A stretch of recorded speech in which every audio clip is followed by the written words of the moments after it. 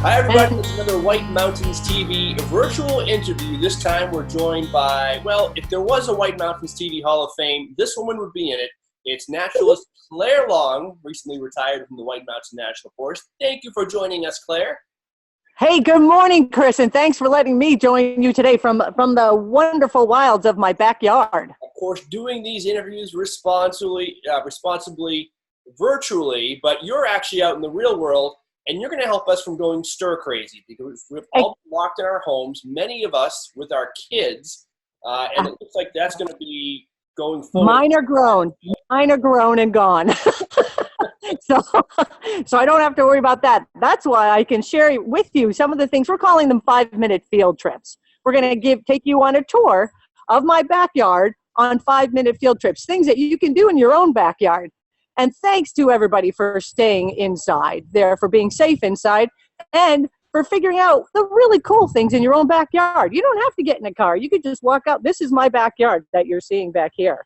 And we're going to do some activities here for you that you can replicate in your own home. And then I'm also going to give you some websites because this is a fabulous time to be a citizen scientist. Do you know what a citizen scientist is, Chris? I'm going to break it down. It's a person who is a citizen, but also a scientist. Yeah. You know, that's why you are where you are, Chris. You are the smartest, you know? That's pretty much what it is. There are lots of areas like birders, scientists who are studying birds, or scientists who are studying weather. You know, we're fortunate to have the Mount Washington Observatory right close by. There's something called Project Budburst I'm going to talk about a little later on. These are scientists who need your help, not just you, Chris, but everybody listening, to help, to give them an idea of what's going on in the environment around there. So you can take your cameras, or you can do some observations, and you can either download this or type it into their websites. I'll give you some of those websites later on, at least those names.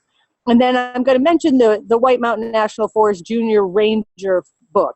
It's one that can be downloaded off of the website. And that's something, if you're looking for something, you're like, oh, what am I going to do outside other than these great things that I'm showing you? You could use the Junior Ranger book, and I'll just mention that. So there it is right there. All right. Well, let's get started, Clare. So I'm in the house. I've got kids. We're told it's good to go out and exercise, but we don't want to travel. So what can we do around our house? Stay active, to stay busy, but also maybe get a little bit of outdoor education in there. Yeah, fabulous. So the first thing you do after working on that computer all day, what you need to do is you need to wake up your senses again.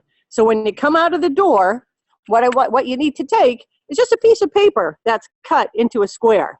And what you're going to do is you're going to step out the door and you're going to hold it up, and you're going to help focus your eyesight. And you're going to be like, hey, that's a really cool looking tree. Oh, wait a minute. Look at that compost pile. So those things that you can use to help focus your eyesight there. So come out the door, look, and then you can share that with others. You can even post it up make almost like an art gallery. You can go on out and put these little frames on somewhere so somebody can actually look, just like you do when you have those viewfinders when you go out to the national parks, the national forests.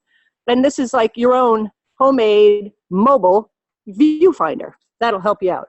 So that's your eyesight. That's your eyesight. So the next thing you're going to use is actually going to help you focus a little more. And these are the most special, precious toilet rolls. You can take this and make your own little binoculars. And as you're listening for the birds, this is going to help you zoom in on where those are. Even though there's no lenses or anything in here, it's going to help you focus and actually be able to look for the birds. So you're going to be listening. You're going to be using your hearing, your sense of hearing.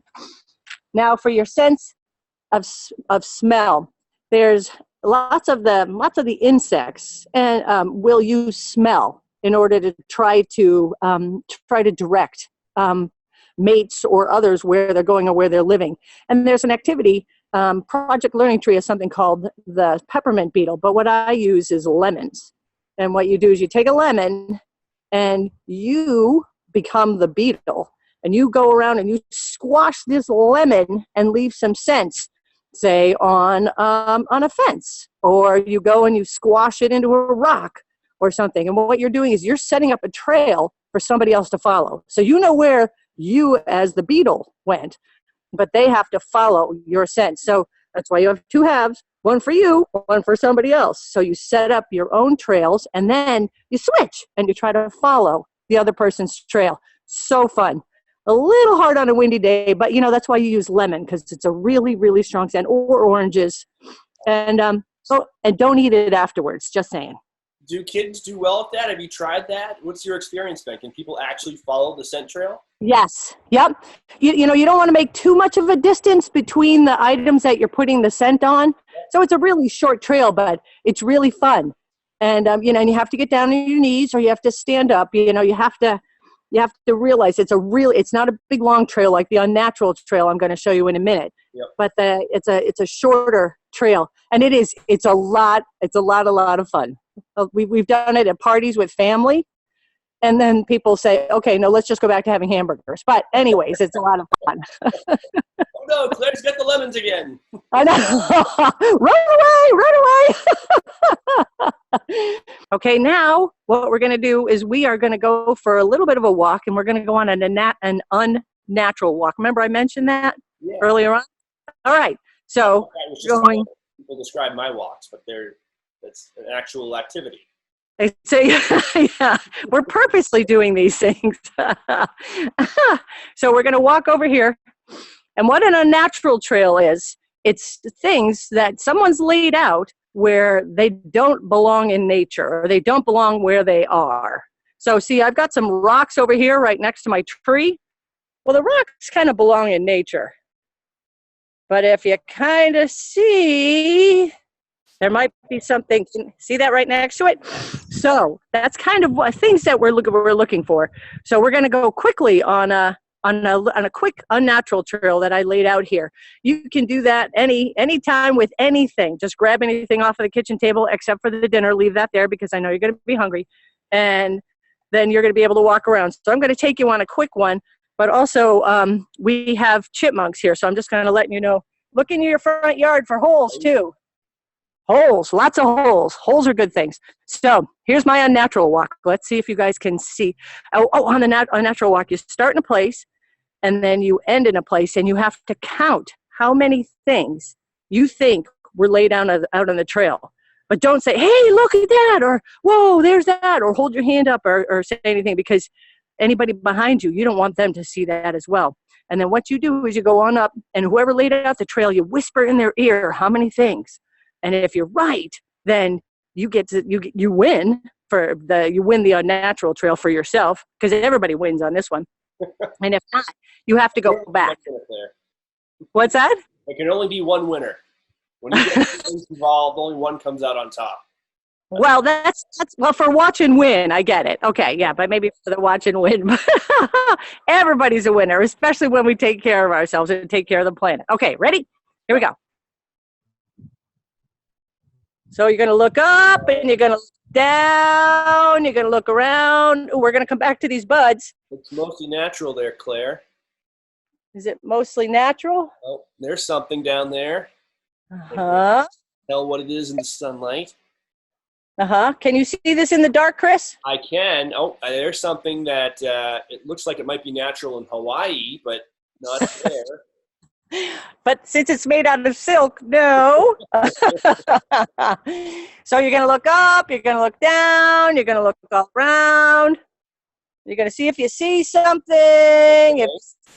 If you see something. I'm seeing things. Seeing things? Natural right there. That's unnatural. I'm seeing unnatural things, Claire. Are you seeing? There's two. Wait, we're almost at the end of the trail. Am I supposed to be counting, Claire? Yes, you are, Chris. Have you not been counting? All right, you get to go back and look over this thing. Anything up there, anything down, anything up, anything down, anything down, anything up. A nice tree. Uh-huh. And then we come back, anything looking up, looking down. I know I'm making you sick. And then here we are, we're back to where we started at the rocks. So how many, Chris, did you count? I have to admit, I didn't start counting right away, but I feel like maybe there were like 7. What do you think? 7. Okay. Okay. Survey says You are right on. Yes, you're right on. You got it. Yoo-hoo! Good job.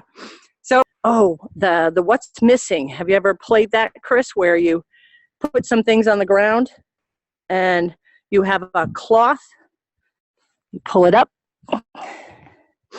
I have my handy dandy smoky bandana, and I take my bandana and I put it on over some objects, which is what I'm doing right now.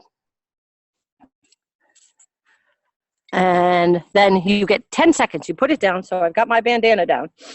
And then you take 10 and you give everybody 10, or depending on how old, some adults who need glasses, you need to give them a little more time. But what you do is you give them 10 seconds to look at what's under the thing. Right, I'm going to take it off and you guys can look at it. Ready? 1, 2, 3.